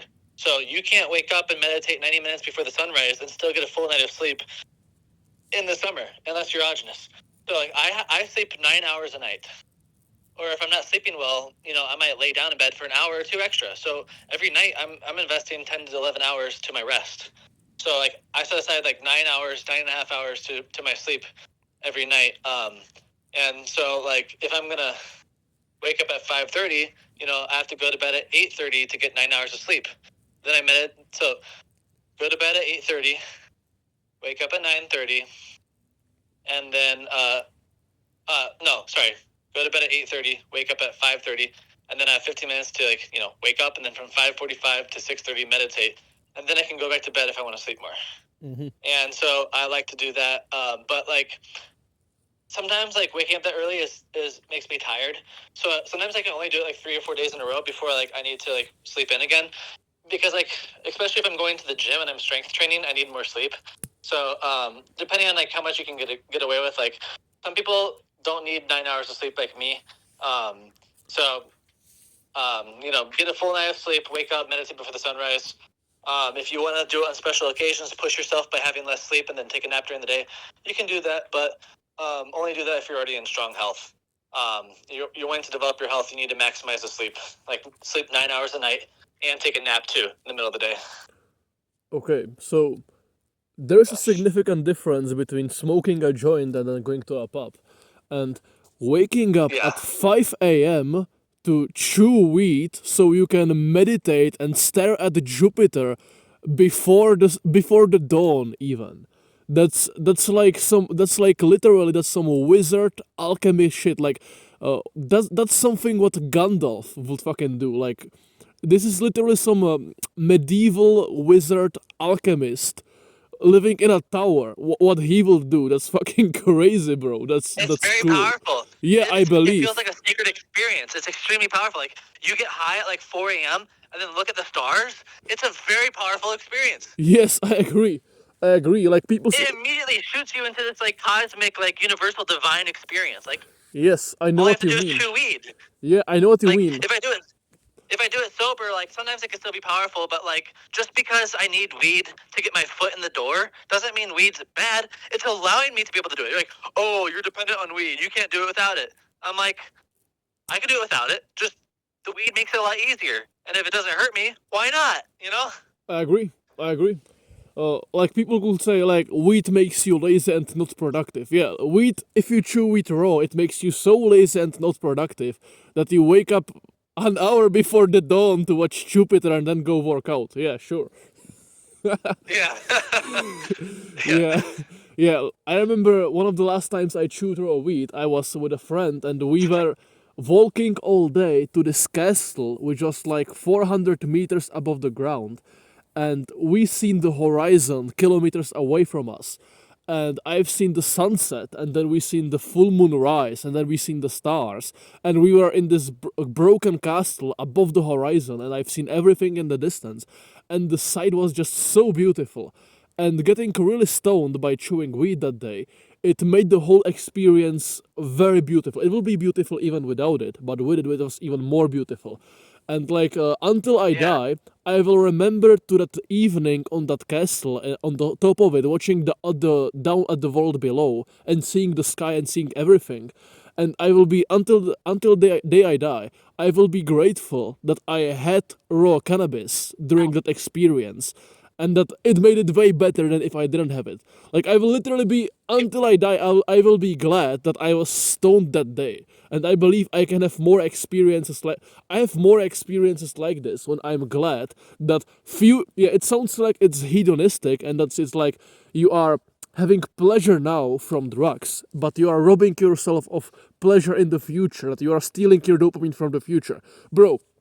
I get stoned in nature and while watching a sunset, and 3 years after, I remember it, and the memory of something which happened 3 years before, it makes me happy, and it makes me glad that I went through it. That doesn't sound like instant gratification to me. That's yeah. There's no come down. There's no withdrawals. It's Yes. if your life sucks and you start eating weed and your life gets better, yeah, if you quit weed, you might get depressed again, but you're depressed to begin with. Yeah, it's not that quitting weed makes you depressed. It's that the weed just stopped making you not depressed. Yeah, and so people think that it's gonna if you chew the weed, then you become happy with a bad life. But we're not saying chew weed and play video games and I'm saying chew weed and meditate, chew weed and play the hand drums, chew weed and hike in nature. chew weed and watch chew the weed and full write. moon. Watch Jupiter, Yeah. yes. Yeah, Jupiter is a really And cool planet, bro. it's like, Yeah, you even go. though like I'm depressed a lot of the time, like, and I want to improve my life, like sometimes I'll be sitting on the couch not wanting to do anything. I chew weed and then I work for 5 hours. Then I get off my ass and actually do something for myself now that I got high. So it's not making me less productive, it's making me capable of being more productive. Because if I didn't get high, I probably would have just laid down like and been like bored for 3 hours not wanting to do anything. Interesting. Yeah. Bro, It's like let's talk once my about health develops, as my health develops, I won't need it as much. But while I'm still like developing my health, like it is helpful, you know? And so it's like, okay, let's say I had 3 girlfriends and 10 best friends and we hang out every day and it's a drum circle and I have my own property and I live in nature and I have online income. Okay, I'd probably be happy 24/7, but I'm not in that situation right now, you know? It's like right now it's like I have like 1 or 2 friends I see once or every week or two, and I don't have a car so I can't go anywhere and I'm stuck in my mom's messy house with EMF. You know what I mean? So it's like I chew the weed just to have a little bit of motivation to be able to make some content, make some videos, think about something so they can like get the ball rolling a little bit. yeah. I myself, I don't actually like using weed for like when I use weed, when I chew weed, I do it to enjoy myself. Like I want to reward myself and go into nature and whatever. I will never use it to be productive myself, but if it helps you to be more productive, then I see no reason why you wouldn't do it. Honestly, yeah. If you already do high meat anyway and your health is fine, then yeah. And also like in 2025, I was sober for probably like 4 months straight. So it's not that I, never get off of it. Yeah, let's talk about Jupiter a bit more because I have a funny thing that I see the number 24 everywhere to the point of it being actually very significant. And a lot of people in my life have like the number 24 in their like birth date. And what is funny is that I worship Wotan or Odin, basically Odin, but the Germanic name for him. And Odin is basically like the Roman god Jupiter, which is Zeus. He's basically Odin. Like not exactly, you could say like the gods are not one to one equal. Like the Roman gods aren't the Germanic gods. You cannot just equate them, or that if you want to equate them, then Mercury, the Roman god Mercury, is more cognate with Odin than Jupiter. But if you look at it thoroughly, then Jupiter or Zeus is very close to Odin. Odin is basically he has more archetypes. He's like the god of the dead and like god of wisdom and whatever. And you could say that Odin is Mercury. But Odin is also king of the gods, king of the sky. He's even called the Thunderer in one of the Norse poems. He's basically very similar to Jupiter as king of the gods and king of the world. So you could say that Odin is Jupiter, or at least the aspects of Odin which I honor and worship the most are the kingly, godly aspects of him, which are basically the qualities which Jupiter or Zeus have as well. So I could say that Odin is Jupiter, and I see the number 24 absolutely everywhere. And even in my own birth date or birthday, like I see 24 everywhere. And when I looked up something interesting. The sign of Jupiter, the astrological sign of Jupiter, is literally a 24. It's this thing which looks like a 2 with a line in it, which makes it look like 4. It's literally 24. So I believe like I'm marked by this 24 number, and I believe it can be related to Jupiter. Yeah, that's what I could say. I don't know anything about that or Jupiter in 24. I don't know. Look up the astrological sign of Jupiter once, and the sign literally looks like the number 24. I am looking at it right now. I don't know what you're talking about. Are you sure it's Jupiter? Like it's like this hook, and the hook looks. But so let's see. So third house, sixth house, like what you have to do every day, not because you want to, but because you have to. It's like responsibilities. It's like the hustle, it's the grind every day. Mm-hmm. And the third house is communication. And so it's like, okay, Mercury is about communication also. So this is a very communicative period. So no wonder you started making content during this Mercury period, because Mercury rules your third house of communication, and Mercury itself is the planet of communication. And it's Wow. also in the sixth house. So it's like daily responsibility, like you have to work on it every day. You know, like it's called pranaba karma, which means it's karma that you have to pay off. And so it's like something you have to grind. You have to grind this every day. Mhm. And then so yeah, we can look at the planets. So Jupiter is currently transiting over your planet Saturn. It's going retrograde, so it's about to go back over Saturn, and then it's gonna go direct again soon. And so, ever since, okay, this is a really good activation for you for your career. And so, Saturn is in the sign of Gemini, and so Gemini is ruled by Mercury. So that means during this Antardasha, which started in April of 2025, your Saturn also got activated, and it's in the house of communication. So you're making content now only after this period, and that's because the house that the Saturn is in got activated, and then Jupiter blessed it, expanded it. Jupiter finally activated the karma, and so like you're going to be fully integrated into your new career by June. So like right now, over the next month or two, you're gonna learn, and then like 3 or 4 months from now, you're gonna have another another lesson. And so there's like 3 primary things. Like Jupiter went over it, it went backwards over it, and now it's gonna go forward and go back over it a third time in June. And so since Saturn is active by Dasha and Mercury is on it, and Jupiter's on it, so when a house or planet is active by Dasha, and then a benefic planet like Jupiter goes over it, then it brings expansion and blessings. So your career activated because it's active by Dasha, and then Jupiter is going over it. So Jupiter is basically directly over your Saturn right now. So what you want to do is go to KRS Astrology, look up Jupiter Transit 2025, and then look up at the part of the video where it says Jupiter transits over Saturn, and then watch that, and then see if that's accurate. I'm writing it down, and I'm supposing it will be accurate. Oh, it's pretty accurate. Yeah, I believe so. Yeah, it's been accurate for me for most of what you said. You know, always there's differences in the chart versus what the video is, so it's not always 100% accurate, but the videos are pretty good. But if you give you a reading, then it's even more accurate because he's looking at your chart. But yeah, right now is the perfect time for your career. Jupiter's also aspecting your moon, directly opposite, and so that can support travel, support food, or teaching, because ninth house is teaching. So yeah, no wonder you're making content right now. It's so obvious. Holy fuck. Now we can look up what's coming up.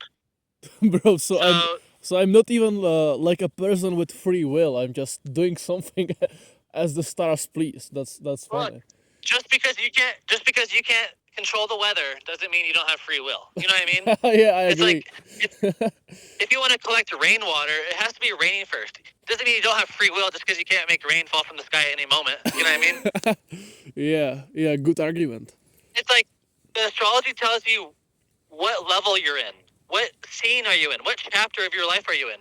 You get to do whatever you want, but when you're in that part of your life, you're navigating that part of your life. You don't get to pick where you are. You just pick what you do while you're in that area, that phase. Yeah. So So it's like you can go through a period for 2 years where girlfriends are not activated, and you could be wanting a girlfriend so bad, try to meet girls for 2 years, and you just think you're a loser because you can't meet girls. And when in reality, the astrology wasn't activated. There's nothing you could have ever done to meet girls at that time. And then so it would have been better to just not waste your time and then focus on girls when it is activated, for example. So it's like it's really good to know what's going on. So now you know. You have to focus 100% of your attention. Your number one karma right now is making content, because it's the third house communication. It's your Saturn, it's your career, and it's being blessed by Jupiter only for this short period. So you have to do it now because Jupiter's blessing isn't going to come around again for a while. all right. It takes 12 years for it to go. It takes 12 years for Jupiter to go all the way around. All right. Go over again. You heard it, guys. I will log in and I will make a YouTube video every day or something. Okay. Well, it's like you don't have to make a video every day. You have to dedicate your sixth house, your daily efforts, your daily routine has to involve the content creation. Yeah. Okay. I will. But here's another thing. Your Mercury sits in the 12th house, which is the house of escape. It's about dreams. It's bed pleasures. It could also be drugs because Dakota, come here. Because it's about like drugs are a form of escape. And so like sex, having dreams, it's all bad. It's escape stuff. So Mercury in the 12th house, 12th house of escape. Meditation is also a form of escape, but it's in the sign of Mercury. And so Mercury is, analytical and such. So like, let me think about what you do with that. Mercury is not like a very grounded planet, but Dakota, come here. Where is she? The dog. Dakota, come here. She's not listening. Dakota, come here. Dakota, come on. Dakota, come on. So 12th house is the house of isolation. So Dakota, come here. Dakota. 12th house is the house of isolation. Dakota, come on. Mm-hmm. So, you could be in nature during this time. I think Mercury represents wilderness. I don't know, because like Mercury is the color green, so, but wilderness is more so like Rahu. But anyway, I'm going off a tangent, got a little distracted. But basically, Mercury in the 12th house, like, okay, it's a sign you need to be doing something that involves your Mercury in the 12th house. So like, it's not clicking for me right now. Like I could say random things coming to my mind, like Mercury's friends. Maybe you don't have friends during this period. Maybe your friends are isolated, or maybe you go into isolation with your friends. It's in the sign of Pisces, which is, about meditation. It's about space. Space is Pisces. Space, like the ocean or outer space or the ether itself. So Mercury in the sign of space, ether, that could be like intuition. Like you need to be intuitive about like intuiting information. So like your Mercury is debilitated in the sign of Pisces. Mercury is weak in the sign of Pisces. It doesn't mean you're retarded, but it means your mental faculties are, your intelligence, there's some impairment to it. It doesn't mean you're stupid, but because Pisces is about space, Mercury is about like precision and specifics. And so like Pisces just wants to meditate, but Mercury just wants to read books and run around. And so Mercury and Pisces, it can make someone scatterbrained. It makes them all over the place because their intellect is just space. It's not focused. It's everything, and so it can have trouble staying on track. And it just encompasses everything. So like the remedy for Mercury and Pisces is like if you want to have your intelligence attuned, you have to become intuitive. You have to meditate. And Jupiter is the sign of Pisces is the sign of Jupiter. So Jupiter controls Sagittarius and Pisces. So Mercury and Jupiter are enemies. So Mercury is not comfortable in Jupiter's house because he's like, I know I'm in this guy's house and he doesn't like me. So Mercury and Jupiter don't like each other. Mercury is neutral. Mercury is okay with Jupiter, but Jupiter doesn't like Mercury. So, if I remember correctly. Mm-hmm. So these are just some general stuff. Like whenever I say something with astrology, you could always assume that what I say, there could be something deeper to what I'm saying that I'm not even aware of, but the universe is communicating to you through me by just telling me what to say, and I don't even know what I'm saying. And so, like, not everything I say is going to be perfectly accurate, and some of what I say is encoded without me even knowing it. So... Yeah, a lot of people. But we can have that another time. A lot of people could say that this is just mumbo jumbo nonsense or whatever, and that it's basically nonsense. But even if it was nonsense, you are completely competent and educated in it, and you are just on point, and it's awesome. It just reeks of competence in this field for you. Yeah. And I would say, it's pretty accurate based on what you said and based on what you said in the past when we like talked on message when we chatted before and you gave me reading before. It was also pretty accurate. Yeah, people are free to not believe in astrology, but I'm confident in it being pretty accurate, honestly. Yes. So now we could talk about edginess a little bit more. We just made fun of people for eating raw meat and not knowing anything about what edginess actually said. Do you have any basic primal diet principles which you could tell to people who basically eat raw meat but never heard of edginess? Like, what is there more to the primal diet than just eating raw stuff?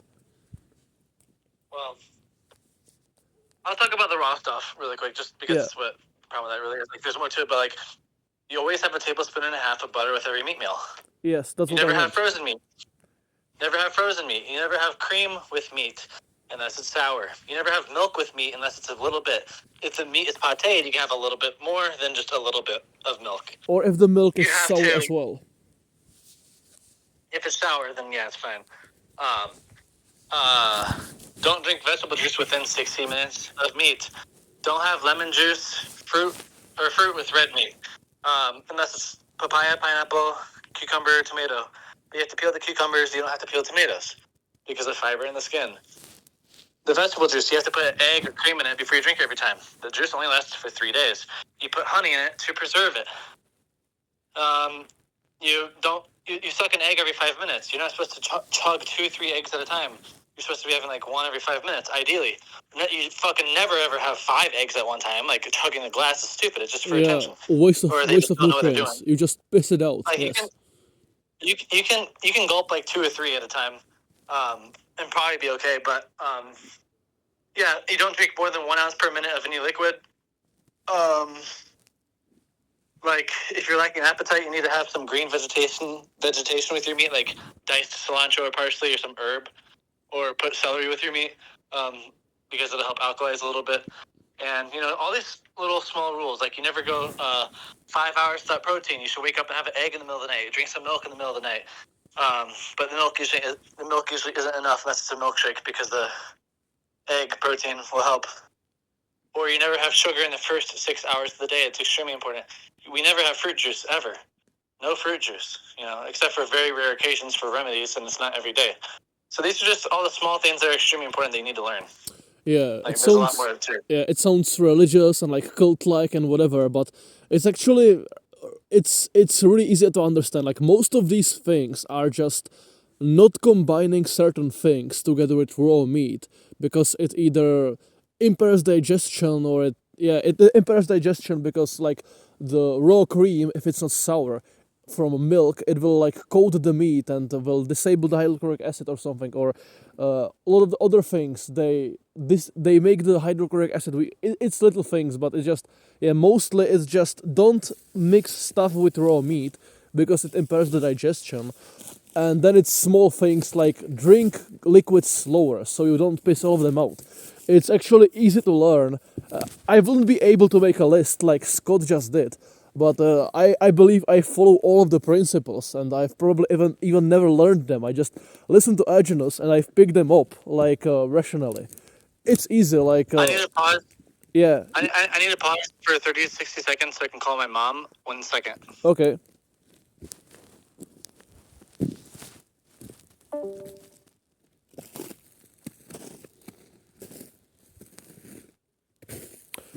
I wonder if I should cut this out. No, I will leave this here, actually. This is beautiful. Like, I think the quality of this podcast is horrendous, and so is the content. But if you've seen the thing I see, I'm walking out here on snow. I'm staring at the moon, which is half full. I see the stars around me, and I see the horizon over which there was dawn an hour ago, and now it's a sky full of stars in the middle of the nature, and it's far from civilizations. So I don't see the Milky Way, but yeah, it's beautiful out here. Okay, you back? I'm back. Cool. Yeah. Cool. I will not even cut the part where you left out. I just got into a monologue about how beautiful the scenery of where I am recording this podcast is. Though my limbs are freezing. Yeah. Okay, so yeah, we ended at Agenus. Yeah, like I will go over the list which Scott said, but make it like way easier to remember.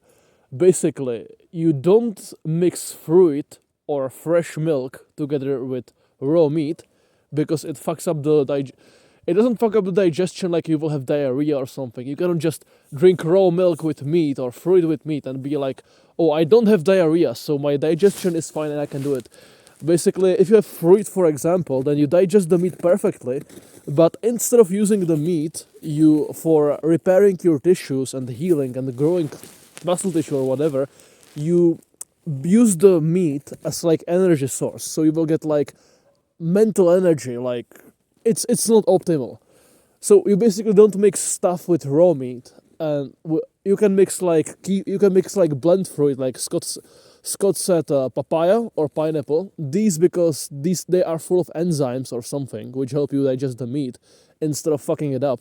And then you can have like tomato or cucumber because they don't have sugar, so they don't mess up the digestion of the meat. And then what you do is each time you eat raw meat, you have either raw butter or raw sour cream or several raw eggs with it, or some or if it's fatty meat or some fatty tissue, then you don't need the extra fat. But each time you eat raw meat, you want to have some raw fat with it, because if you only have the protein, then your body wants to make some energy from the food you eat. And it goes, okay, I don't have any fat, no carbohydrates, so I will just make energy from the protein. And then you use the protein for like energy instead of using the protein to repair your tissues. So if you eat some fat, raw animal fat with it, don't be like, oh, I don't have raw butter, so I will eat pasteurized butter with the meat.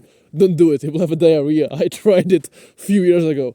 So you can have like most accessible raw fat source is like raw eggs. So you can have like 3 raw eggs with raw meat meal. And now that you have fat with the meat, then your body says, okay, I have fat, I can make energy from the fat. Therefore, I can use the protein in the meat to rebuild my tissues and stuff.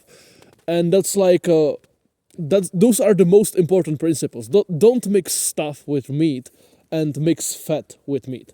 That is the most important. Then second, then the more important, like the most important ones are the ones about meat and the dairy, because they are consumed the most.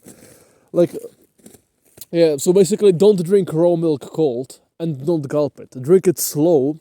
Scott says, or Agnes said, 1 ounce per minute, though that's too slow even for me, but I never gulp. I suck it, and I can drink a lot in a minute, but I always sip a small amount, I suck it, and then I swallow a small amount, and then I sip and suck another. So I sip and suck all of the milk. I can drink a lot, but in very small pieces. I never gulp, because the faster you drink, the more you just piss it out. So it becomes wasted. And when it's cold, the milk, even if you don't have diarrhea or anything, you basically don't digest it as well. A lot of people get diarrhea from cold milk and not from fresh milk, if it's raw. And but I don't know, some people don't have diarrhea from cold milk, but then randomly get it or start getting it from cold milk. I don't know why exactly what exactly it's caused by.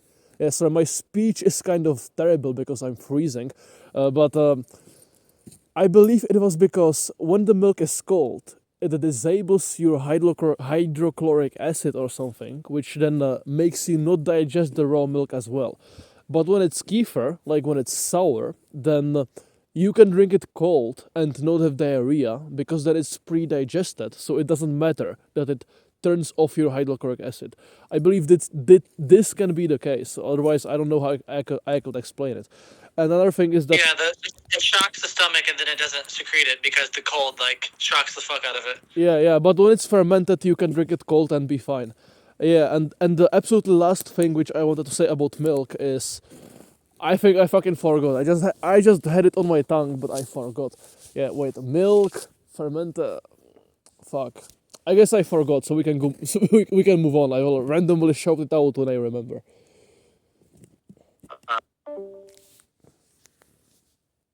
Bro left again. Yo. Oops. Accidentally left. Yeah. Okay. Okay. So, do you have any more topics to talk about? Not necessarily. I'm a little pissed because my mom is not supposed to be at the casino, but she's there right now. So that's why I was calling her to be like, "What are you doing? You're not supposed to be going to the casino." Because she blows like $1,000 there every single month, so I started forbidding her from going. Yeah, that's why I'm broke. That's why we're broke. My mom wastes all my family's money at the casino. That sucks. $1,000, yeah, like up to $1,500 a month. She'll just blow at the casino. Yeah, and then we'll have no money. I don't have a car. She doesn't have a car, and the house is completely trashed. And like she just smokes cigarettes and is drunk. And I'm like, Mom, like my dad gives you $3,000 a month, and you spend all of it. Like, I have to be stranded without a car for a whole year because You know what I mean? It's like, oh yeah, I could make my own money and get my own car, blah blah blah. But the fact is, like, my mom should have like 50 grand in the bank if she didn't go to the casino. You know what I mean? So Yeah. Bro, I was supposed to go work in the forest for my ex-classmate from the forest work school. He has like chainsaw, he has like company or not company, but he has a lot of equipment and he can do it. So he was supposed to hire me and he knew about me for months and he kept postponing it. And then we were like, okay, so I will come this and this day and work for him and whatever. And he was supposed to buy me equipment, chainsaw, and everything so we could start working. The day before I was supposed to go there, he was like, I'm sorry, bro, you cannot come because I lost the money which I had for your equipment by gambling. Not even in a casino, but on his fucking phone. There are these apps where you just put your money in there and you gamble on your phone, and he lost like $2,000. And in the past, I kid you not, he lost over 10, like one time, I believe he lost like $10,000 during like a span of several days. Like, that's so fucking terrible. It's funny that, like, I was. my mom got like $25,000 in inheritance, and in combination with car accident money, like she blew like $15,000 in like a month or two. I don't My even know where it God. went. Bro. I'm like, Mom, that was supposed to be like. I was like, Mom, like you should like give me half of it, and I'm just gonna save it for emergencies, so I don't have to be homeless. So I was like, I can like have a car and be able to fix it. That way, I can like do what I want to Bro, do. It's like, that's so but much no, money. you want to spend all the money at the casino instead. So it just pisses me off because she does it over and over, there is a over reason. and over and over. There It's is so a fucking reason annoying. why all of the religions forbid gambling. It's so brutal. Yeah, it's like I would have never had to be homeless. I could have had I haven't had my own bedroom to like a place to sleep for like 5 years because my mom gambles. Brutal. Gambling is just. So it's like all these privileged people in the primal diet, they have parents who pay for their food and they pay for their computer and they have a bedroom and they can sleep peacefully at night and they don't have drama. And if anything ever happens, their parents can pay for their stuff. It's like, no, like I've been operating on zero for several years. I don't even have a place, like for a long time, I didn't have a place to go to. And even here, I don't even have a bedroom. And the whole house is like trashed. And now that I'm back, I've made it a bit cleaner, but it's just like, yeah, yeah, I've struggled with jealousy, due to like other people insulting me and calling me a loser, and they have rich families. Like I had this one guy who I wanted to get a place with, and I was like, I can only afford like $300 a month in rent right now. So if you want to get a place with me, you have to pay more rent. Like if you want to do that, go ahead. But like, because he had like $100,000 in inheritance. I'm like, bro, you're like 5 years younger than me. Your parents, you just got $100,000 for free, and he called me lazy because I didn't want to pay more rent. And I'm like, what do you mean? Like you paying a little bit more rent than me doesn't change anything because you have infinite free money right now, basically. So I've had people like talk shit, and just I see people making like they're successful on YouTube and et cetera, et cetera. They're doing the diet. I'm like, bro, I was in the trenches. I had no money. My health was fucked. I was living in a freezing car, making $11 an hour doing DoorDash with ice on my windshields. Couldn't even roll down the windshield for like 10 minutes until the ice melted every morning off the car. And sleeping with an exhaust leak in the car, like turn on the heat and there's like exhaust coming in the vents, and I had to cover my head so I didn't breathe monoxide so I can warm up the car for 10 minutes before I can leave. Like, yeah, like I've been through it.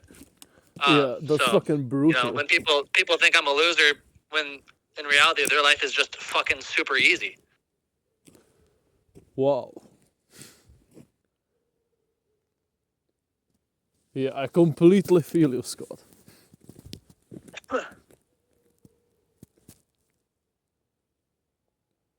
Okay, so we covered gambling, edginess, astrology, the surroundings of our podcast recording spaces. Anything else we could talk about?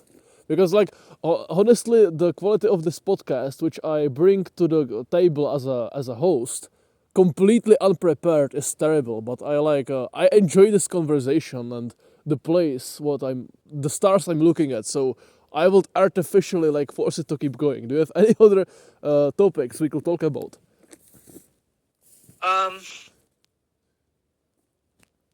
I do. Yeah, cool. Bring them on. So I'm about to run a big experiment, running paid ads to try to meet friends and girlfriends. Yeah, I've heard about it. It's a cool concept. You can tell us about it. So I'm waiting for the certain astrological combinations to arise, where it's like there's going to be a period soon where I could make friends more easily. And so whenever this period comes, I'm going to run paid ads to try to find students for drums. So I'm going to spend like $300 trying to find young men who live near me who want to learn the hand drums. And I'm going to take on like 5 or 10 students, and I'm going to train them so that by the summertime they'll be professional, and then we'll host a weekly event. And then when the astrology lines up again in the summer, I'm going to spend like a $500 to $1,000 in ads in order to advertise a weekly party in the summer for drum circles. And there's also periods where I'm going to run ads to try to meet girls who are local, because you could pick any age you want, and you can turn on only a woman. So it's like, if you just like, let's say for example, I wanted to only date women who had Jupiter in Virgo, then I would pick ages 20 and 21, and I pick girls who are within 10 miles of me. And that means like most of the girls are gonna like have a good Jupiter combination for me. So like, I don't know if it's 20 or 21 years old. It depends on what time of the year you run the ad too. But it's like, you can pick girls who are the ages, like, okay, I'll pick girls who are 18, 20, and my age if I wanted to, for example, because that would be the positions that are compatible with my Jupiter. Any Jupiter that's in an Earth sign or directly opposite from my Jupiter, which would be Scorpio. So if a girl has Jupiter in Taurus, Virgo, Scorpio, or Capricorn, those are the ages I'll run for the dating apps. Except for the Capricorn, those girls are under 18, so I can't run those girls for a few years. But for example, like, all these different combinations in the charts give you a different type of person. So like, as I get older, other girls get older too. So it's just like, I get to meet girls with different combinations. It's interesting. It's interesting seeing how like different ages of people have different vibes because they have different charts, because Jupiter moves once a year. So essentially, I'm going to run the ads for the apps for the girls who have Jupiter compatibility with me. I'm going to do that whenever the time is good for dating, in order for meeting girls. So then I'm going to be like, who wants to learn the drums? I'll target for girls. Or who wants to learn astrology? Target towards the girls who live close to me. And so like, if I'm giving girls free astrology readings, just DM me. I'm giving girls astrology readings and finding out who's compatible with me locally. And so like, over the next 6 months, I plan on spending $1,000 to $2,000 on just paid ads for meeting male friends and girlfriends. And so I'm really excited to do that. And so I plan on hosting a weekly drum circle here in my hometown during the summertime, and getting like a group of like 20 to 30 people together and have like a professional event and like make it really high quality. And that's my goal right now, getting ready for I'm going to be developing my social life and organizing a drum circle for the summertime. So that's what I'm getting ready to do. I'm just waiting for the astrology to line up before I do it. And I'm going to get the van today. So I haven't been able to work for like 2 or 3 months because I've had no vehicle. And the van is going to be legal today, hopefully. And then so I'm going to be working like, I plan on working from like 6:30 a.m. to 10:30 a.m. and then 3 p.m. to 7 p.m. every day. That way I can wake up and meditate from 5:45 to 6:30. Then I'm going to work from 6:30 to 10:30, come home, take a nap, meditate, make content, then work from 3 to 7 p.m. and then meditate from 7 p.m. to 8:30 and then go to sleep. And my routine's going to look something like that. And I plan on like, this can be 8 hours of work a day, 56 hours a week. Then I make $15 an hour on average, blah, blah, blah. I'll make this much money. I'll spend this much on ads. I'm going to get new clothes. I'm going to buy gold jewelry. I'm going to buy a gold bracelet. I'm going to spend like $1,500 on it, $1,500 on some like a gold bracelet. Because the gold's really good and it helps with certain things. And I'm going to buy like silk robes, like a monk robe, and it's going to be made of silk because it's the highest quality material in existence, basically. Mm-hmm. And that like helps activate certain things in your astrology chart. So I'm going to get gold jewelry. I'm going to get like a $500 outfit of silk gold, like spend like $1,000 in one outfit, $500 in one outfit. And that's what I'm going to wear when I'm meditating.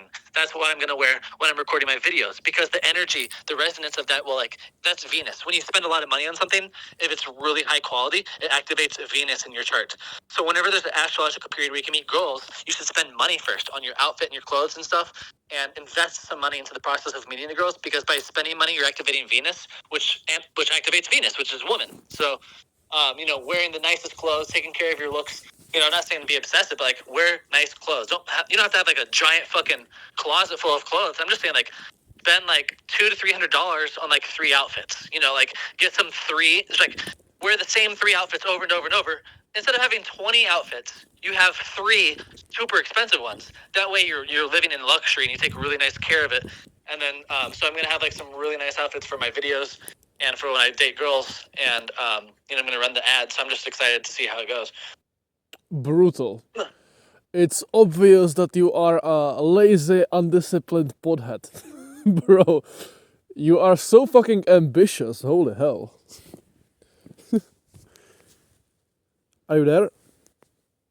Yes. Wow. Bro, calling you lazy is crazy. How can anyone do that? People don't even know me. Yeah. They make assumptions. Honestly, Well, they think that meditation is mental illness and then it's a waste of time, and that I'm just taking too much drugs and acid makes me crazy. And so the only reason I meditate is because I do drugs and it's all schizophrenia. That's what they say. yeah, like astrology and all the things you say sound out there, but you don't sound crazy talking about them. You sound pretty sane. If you explained Wi-Fi to somebody from 300 years ago, you'd say they're doing witchcraft, right? So Exactly. it's like the same thing about astrology. Exactly. But it's not just about meditation. It's about even the raw meat things, which you talk about, like not just raw meat. Like Audrous being a prophet. What do you mean? What? Yo, I yeah, said Audrous being a prophet. yeah. I actually didn't see people's reactions to that, but whenever you do anything outside of the mainstream, and I see it mostly with raw meat people, the NPCs out there, they just treat you like if you are complete subhuman, and I'm completely tired of it. Like people who watch pornography cannot get out of bed without drinking coffee, watch TV and scroll 6 hours a day on Instagram, and then these people comment on you or me for being crazy for eating raw meat, or for not, or for believing in chemtrails or something like that. And it just disgusts me so much that these complete utter subhumans, which just are completely disgusting, when they treat you like if they are better than you, and that like you are completely stupid and crazy and don't know what you are talking about.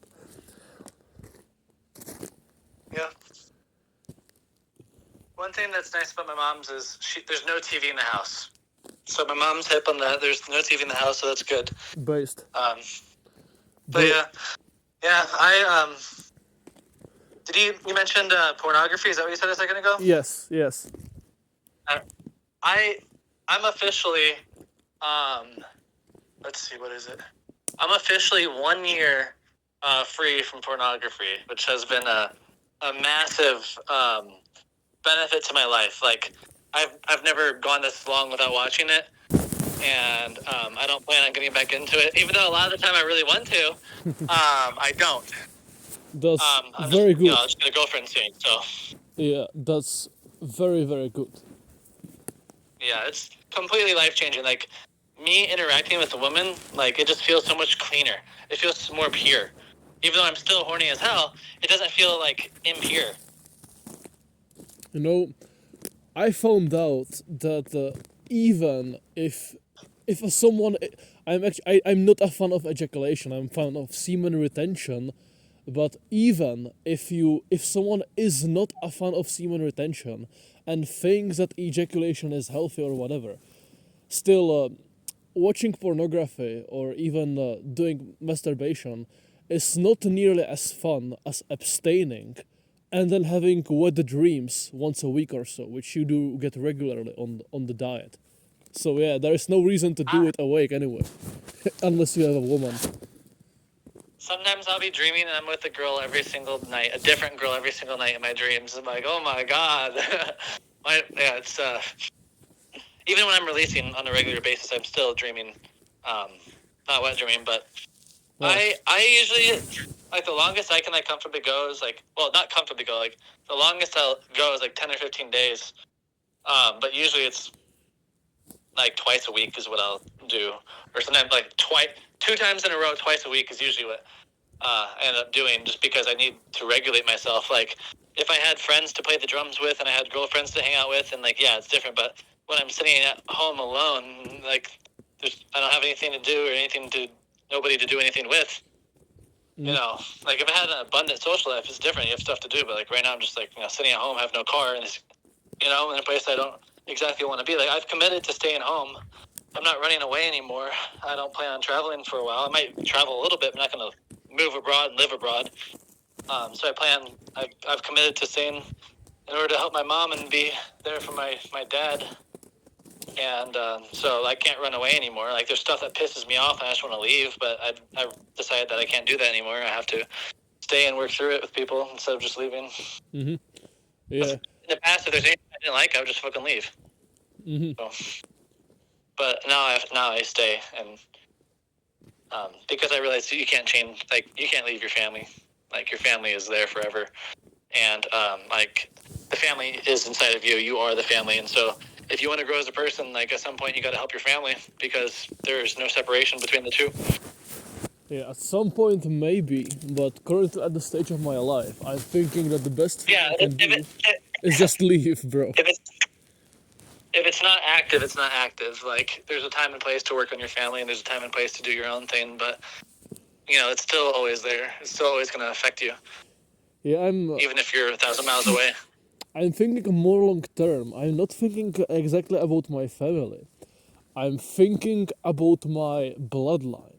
And I feel like I love my bloodline and all of my ancestors and all of my descendants. But currently, the way I see my parents, my family, are basically a cancer on the bloodline, which completely go against the entire bloodline. Like they are so self-destructive, and the way they raise my siblings is just disgusting and depressing, and I cannot change it. Like I know. I feel the same way a lot of the time. But here's the thing: you are probably more like them than you realize. That's the thing. Subconsciously, like they're in you. They're inside of you. Like you are your father. You are your mother. Like you're more like them than you realize. And so it's like if you want to heal your subconscious traumas, if you want to, like the parts of yourself that you're not even aware of, that you've never even been aware of, that's deep inside of you, like your ancestral bloodline stuff, like if you want to heal that, if you heal your parents, you are automatically healed, basically. If you can heal your parents somehow, like, is it possible? Always? Not really, but like theoretically, if you could save your parents, you're automatically ascended, basically. Like I'm not saying you're enlightened, but like you reach another level if you save your family. yeah, I can see that being possible. Yeah, however, I've tried. You shouldn't sacrifice yourself for them either. Yeah, well, I tried so hard in the past with no result, and I think. Here's the thing, but trying hard isn't what always needs to be done. Yeah, like, exactly. That's what I want to say. That. No, wait. That's not what I'm saying. What I'm saying is that, like, when someone's trying to save a relationship, they'll say they tried really hard. They tried to love them, blah, blah, blah. It's like, loving them isn't what you need to do. Understanding them is what you need to do. And so, like, yes, you love them, but the thing is, it's like, let's say you have a girlfriend and you're trying to help her. Giving her love isn't necessarily always meeting her needs. She might have some needs that, like, you're not even aware of. And so if you want to meet your partner's needs, you have to understand them better. So if you're going to meditate, like, on loving them, like, meditate on trying to understand them. Like, try to see life from their perspective. And so it's like when you attune to them, then it's like it's not about like forcefully trying to put energy into them. It's about sitting with them, and like it's not about logic or communication. It's like, can you sit with them and can you bring yourself into your heart, and can you bring them into their hearts? Can you be in your hearts together? No communication. Can you just sit with your parents and get into like a heart-to-heart space? Like that's the number one thing if you're going to impact somebody. A relationship, no matter who it is, mother, father, girlfriend, whatever, friend, the most important thing is not what you say. It is being able to be in your heart with them and allow them to feel comfortable for themselves to be in their own heart. So any form of communication is only to first bring you guys to the heart before you communicate any concepts or ideas or anything. Yeah, I think I cannot do that with my parents, unfortunately. Yeah.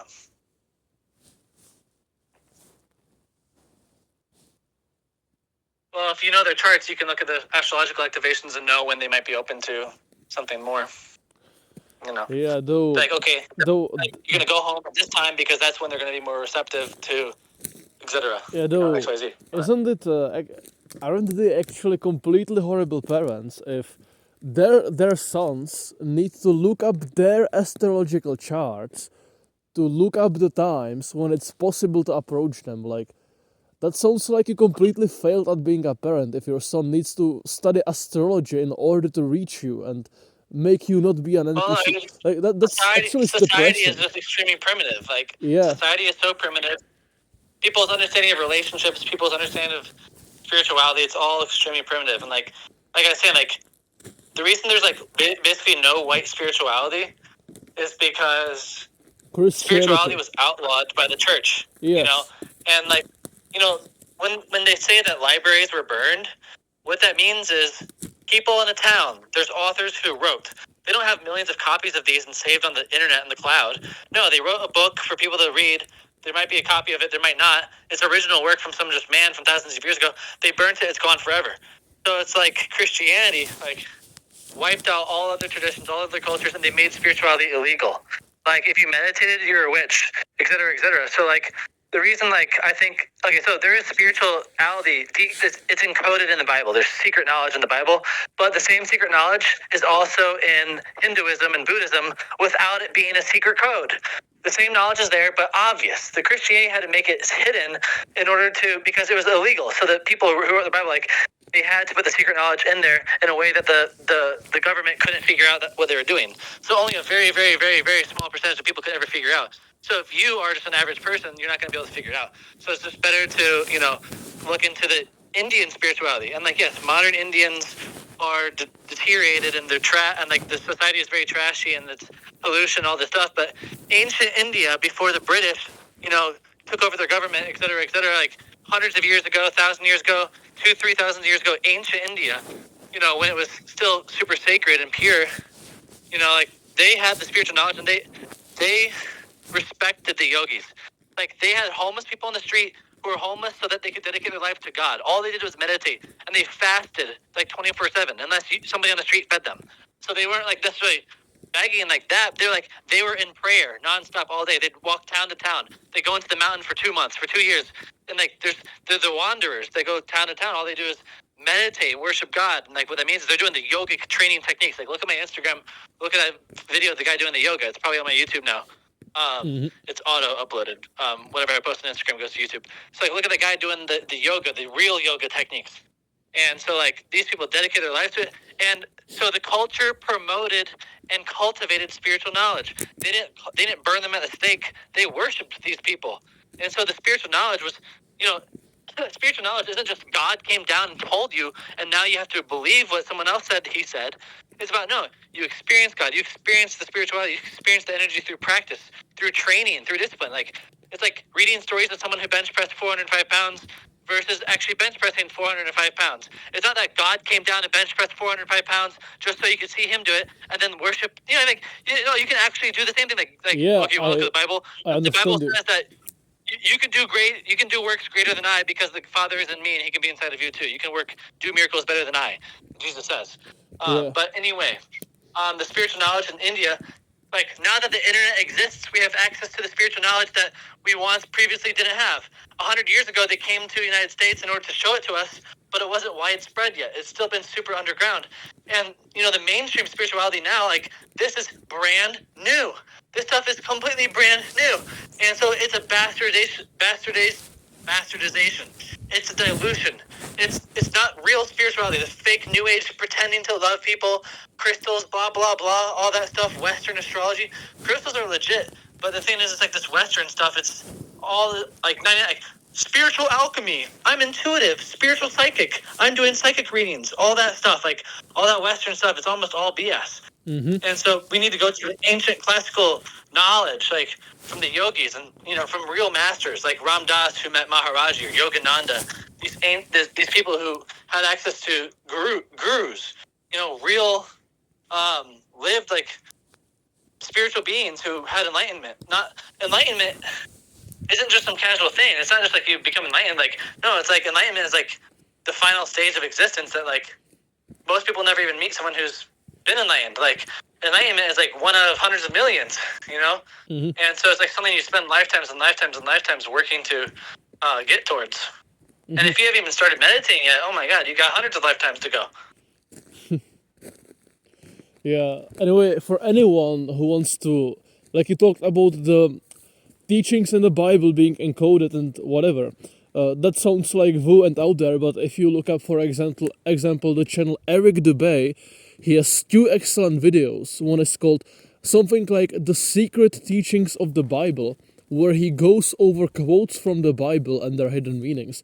I don't remember a lot, but for example, the Lord dwells in between temples not built by human hands or something, and basically your temples, the temples you have on your head, like there is God. And yeah, there are way many quotes which I will paraphrase, so you can check it out. It's like Secret Teachings of the Bible by Eric Dubay.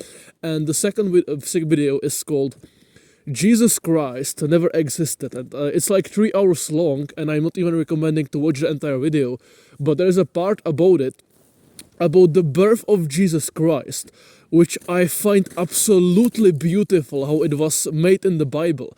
Basically, the sun, it before it goes into winter solstice or around it, it stops moving south. And it stops moving south. Basically, every day it rises a bit southern each day of the winter. It rises before the solstice. It rises. The sunrise is southern and southern from the previous sunrise, and for 3 days the sun before or around the solstice, it stops going south, and it raises in the same place.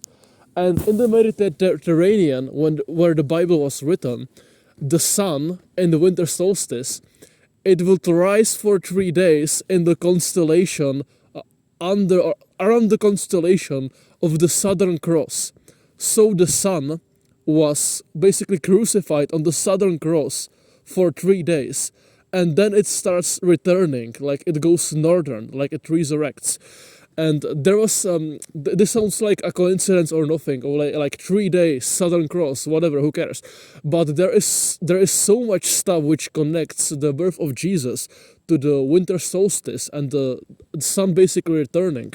Like Jesus was born, I believe, between like a goat and a horse, and the sun rises between the constellation of Capricorn and Sagittarius, I think, which are Sagittarius is basically a horse, and Capricorn is basically a goat.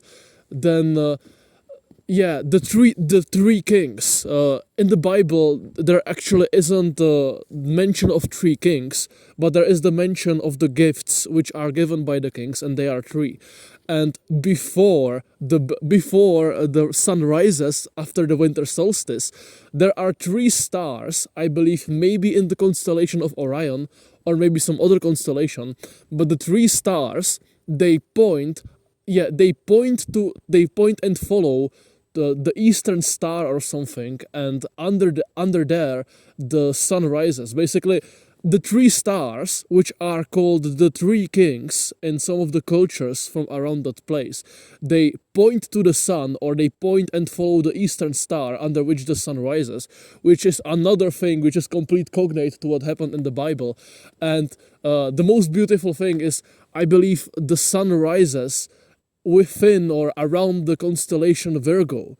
The sun basically gets rebirth under the Virgin constellation. So you have the Son of God being born by a virgin between goat and a horse, and 3 kings following eastern star, which points to the point of the rebirth or something, and it all matches to what happens in around the Mediterranean during the winter solstice. It's just completely beautiful. And then the nailing on the cross, it's similar. Like Judas, who was like basically Judas betrayed Jesus, and after that he went to his death to carry his cross or whatever. And in the sky, when the sun passes the constellation of I believe it was Scorpio, it becomes weaker and weaker.